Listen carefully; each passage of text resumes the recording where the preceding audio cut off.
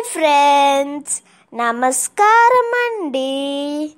తెలుగు వంటకాలకు స్వాగతం. Welcome to Telugu వంటకాలు.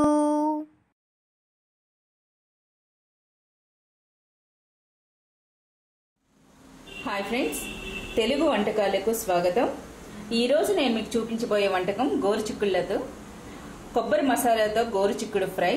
దీనికి కావలసిన పదార్థాల్లో ముందుగా గోరుచిక్కుడుకాయను ఈ విధంగా కట్ చేసుకొని కాసింత ఉప్పు పసుపు వేసి ఉడకబెట్టి పెట్టుకోవాలి.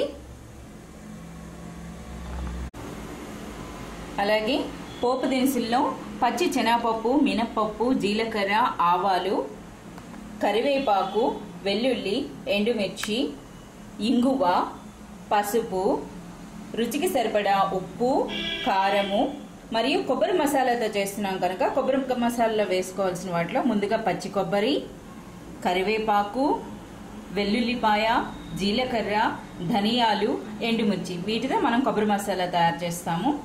అలాగే 2 పెద్ద చెంచాల ఆయిల్. ఇవి కావలసిన పదార్థాలు. వీటితో ఇప్పుడు నేను ఎంతో రుచికరంగా ఉండే గోరుచిక్కుళ్ళ కొబ్బరి మసాలా చేయబోతున్నాను.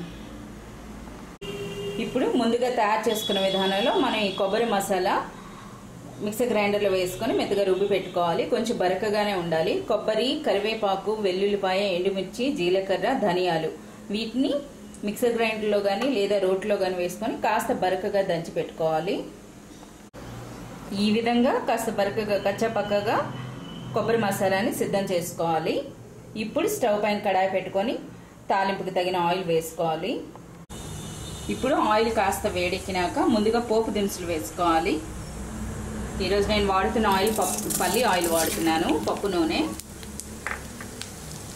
ఈ పప్పులు కాసింత రంగు మారేటంత వరకు ఇలా వేయించుకోవాలి.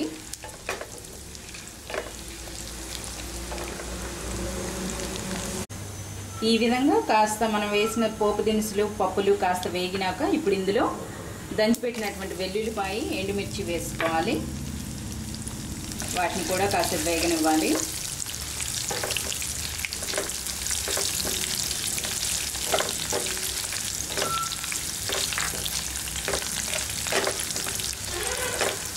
ఈ విధంగా వేగినాక ఇప్పుడు ఇందులో కరివేపాకు వేసుకోవాలి. ఈ విధంగా కరివేపాకు కూడా వేసి వేయించుకున్నాక ఇప్పుడు ఇందులో ఇంగువ వేసుకోవాలి. ఇంగువ అన్నది ఆప్షనల్, ఇష్టం లేకపోతే వాడకపోయినా పర్లేదు. ఇప్పుడు పోపు సిద్ధమైంది. ఇందులో మనము ఉడికించి పెట్టినటువంటి కాస్త ఉప్పు పసుపు వేసి ఉడికించి పెట్టినటువంటి చిక్కుడుకాయ ముక్కలు వేసుకోవాలి. వేసి ఒకసారి అంతా బాగా కలపాలి. ఈ విధంగా చిక్కుడుకాయ ముక్కలు వేసుకొని బాగా కలిపినాక ఇప్పుడు ఇందులో కాసింత కారము, రుచికి సరిపడా ఉప్పు, పసుపు వేయాలి. ఆల్రెడీ ఉప్పు పసుపు అనేది నేను చిక్కుడుకాయ ఉడకబెట్టేటప్పుడు వేసుకుంటాం కనుక చూసి వేసుకోవాలి. వేసి ఒకసారి అంతా బాగా కలుపుకోవాలి. ఈ విధంగా ఉప్పు, కారం, పసుపు వేసుకొని కూడా కలుపుకున్నాక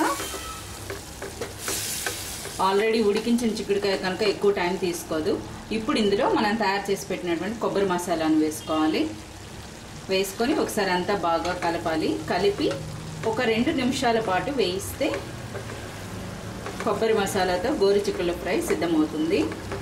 ఇప్పుడు మంచిగా కలుపుకొని ఒక 2 నిమిషాల పాటు మగ్గించాలి.